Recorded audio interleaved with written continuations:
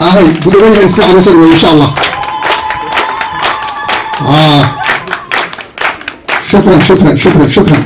الله أكبر الله أكبر. سومالي اسمه سومالي هميدو أبرارو لماذا كده هذا ومدى الصوماليات يكون ويادين هحرودو ومدى الصوماليات يكون الكيان أبرارو. وهذه السلام الله عليكم. إن aad baan ugu faraxsanahay maanta ma balay kartaan sidaan u qeeraysnahay hadalkii hadduu iga lumo hayla yaabina badanaa waxaa weeyaan ma hadal badni laakiin intii yarada haystayna maanta waa iga yara fakatay intaa markaan ka gudbo kolley khudbaddii ururka ee munaasabadda waxaa ka hadlay muxuu ahaa guddigii ONLF magaalada Gaarisa ninkii mas-uulka u ahaa mudane Sandare waxaa runtii farxad weyn ah annagu xagga waxaan ka leenahay ONLF beenna ma aha ONLF beenna ma aha waxaan ku daraynaa maanta Gaarisa beenna ma aha Gaarisa beenna ma aha sababta waxaa weye Gaarisa waa magaaladii markii nala ciilay geeska Afrika meel walba nalaga soo qabtay qaxootigeena meel walba loo diiday shacabkii kee ogolaaday inay walaalada soo dhaweeyaan ama qaxootiga ha noqoto laga bilaabo dhowley rogankeeda diif laga bilaabo ilaa Nairobi Gaarisa Nairobi waxaan ku degannahay waa Gaarisa daraaddeed wey fadliga Gaarisa wey iyo magaalooyinka kala Soomaaliyeed deegaankan North East marka runtii waxaa weeyaan Gaarisa waxaan u haynaa abaal gaara Gaarisa waxay noola mid tahay Jigjiga waxay noola mid tahay Fiiq waxay noola mid tahay Dhagax Buur waxay noola mid tahay Qabardaare waxay noola mid tahay Goday waxay noola mid tahay Afdheer Hargelle noola mid tahay waxay noola mid tahay Doolow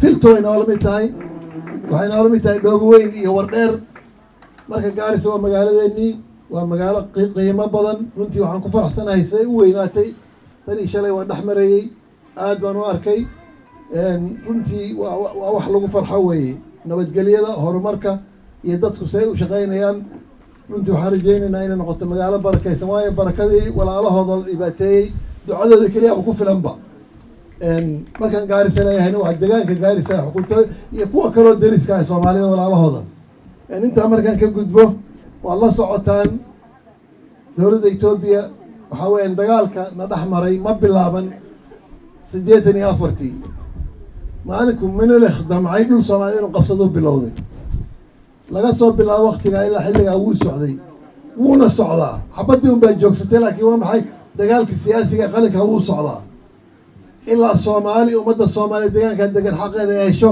dagaalka ma joogsanayo dagaalka asalkuna waa siyaasiga wey qalinka waa qori waa wado la maro gaari la raaco wey haddaad Nairobi socoto gaari baad raacaysaa laakiin qasdigaaga ma aha gaariga marka xabaddu qasdigeena ma ahayn waxay ahayd meeshaan doonayna baan inaan ku gaarno waa weel la fuuray wey laakiin qasdigii weli lama gaarin dadka Soomaaliya deegaankaas weli way cabursan yihiin weli xaqooda ma haystaan weli waa la gumeeyaa waa la dhibaateeyaa dhaqaale ma haystaan noloshooda waa ku meel gaar wey dowlad degaan 91dii markii dhibaato badan ay dhacday waxaa la yidhi warba qowmiyadahan islaayay ha lagu dayo ismaamul iyo inay aayooda ka tashadaan dastuur baa la sameeyey waa la heshiiyey markii muddadii xoogaaya nabadgelyada dhamaatay meeshii baa lagu soo celiyey laakiin magacyo madaxyo muuqdaan loo sameeyey sida maqaarka loo sameeyey muxuu ahaa igadha oo kale la ursiyo la yidhahdo xor baa tihiin dowlad degaan baad leedihiin waa ismaamulaysaan laakiin been baa ahayd weliba sidii kama duwana laakiin waxay ku socotaa tii dhabtaada inay timaado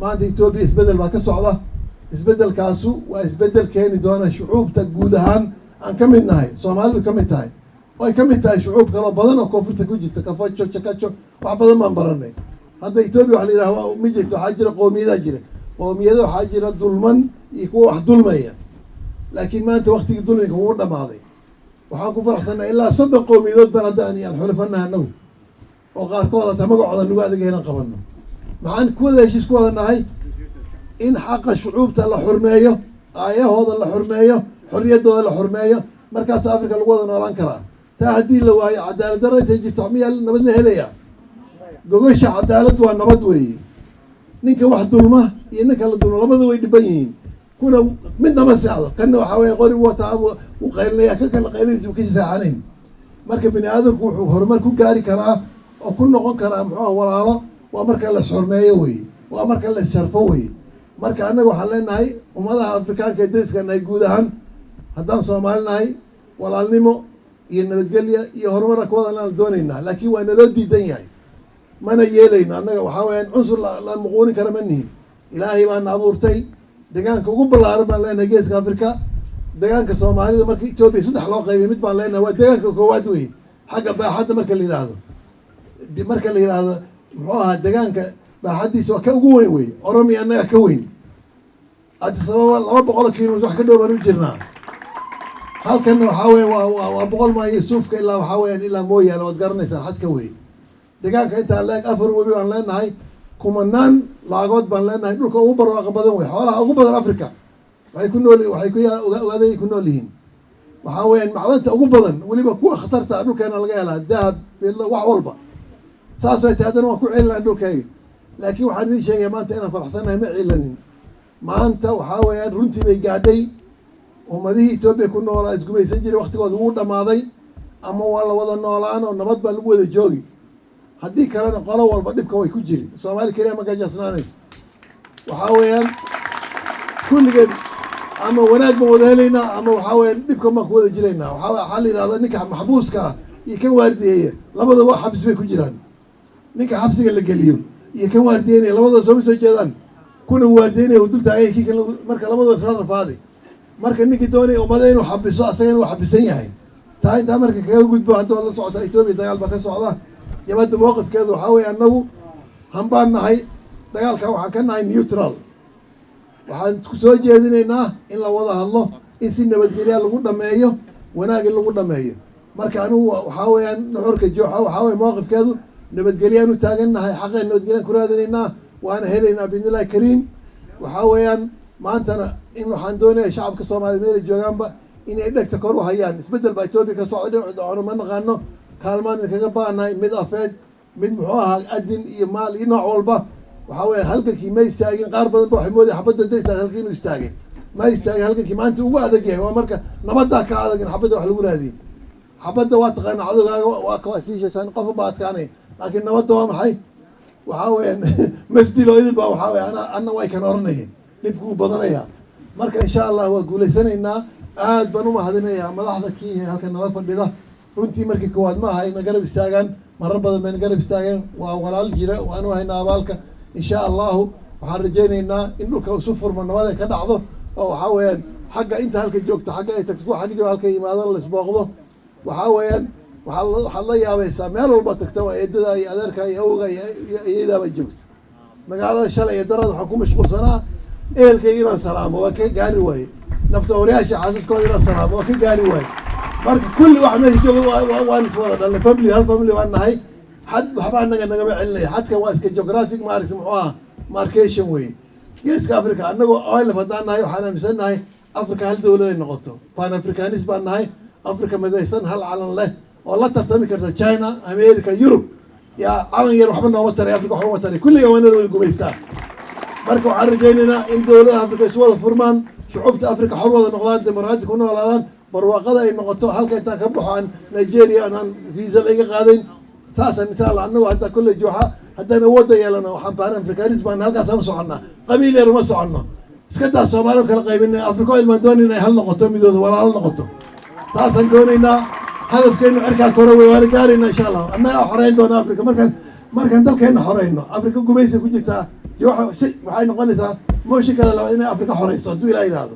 marka insha allahu calankeenna waa kor guud ahaan, fariintiinana waa qaadnay, qalinkeena waa wadnaa, waana aqbalnay, waana guulaysanaynaa. odayaasheeda taladooda, muxuu aha siyaasiyiinteeda dhammaantood, gabdhahayaga halka waxaa fadhiya. runtii shalay markaan tegay meesha, xalay maana seexan. mujaahidiintaydii, agoontii iyo xaasaskoodii baan la kulmay shalay. badankooda wayna dhex fadhiyaan. ha loo gargaaro, ha loo gargaaro. odayaasha wiilasha dhintay idinkaa aabbayaal waa kulligiin halka jooga. reer Gaarisa ha laga warhayo, shaqada ha laga qaybgeliyo, waxa la baro, ha la dhiso. waxaa weeyaan agoon badan baa idinku dhex nool, ka warhaya. ha loo sameeyo guddi foundation, ha loo sameeyo. agoontaas waxu qabta intaas idinka codsanaya reer Gaarisa. u sameeya madaxda, u sameeya foundation yar. agoon badan baa joogta, xaaladooda iska adag tahay.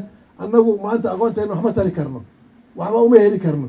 laakiin idinkay idin yihiin aqoontiinii weeye calaa kulli xaal anuu idinma tilmaamaya dhammaantiin waan idin salaamaya aad baan idin salaamaya sidaas u sharafteen reer jooxo idinna waxaa weeyaan calankeena cirku maraya heesa calanka marka calanka uu babanaya wax yar baa u haray wuu xorooyaa biidni illahi kariim asalaamu calaykum allahu akbar soomaali ha midoodo ha israacdo ha walaaloobo afrikaankuna ha walaaloobaan wasalaamu calaykum waraxmatullahi wabarakaatu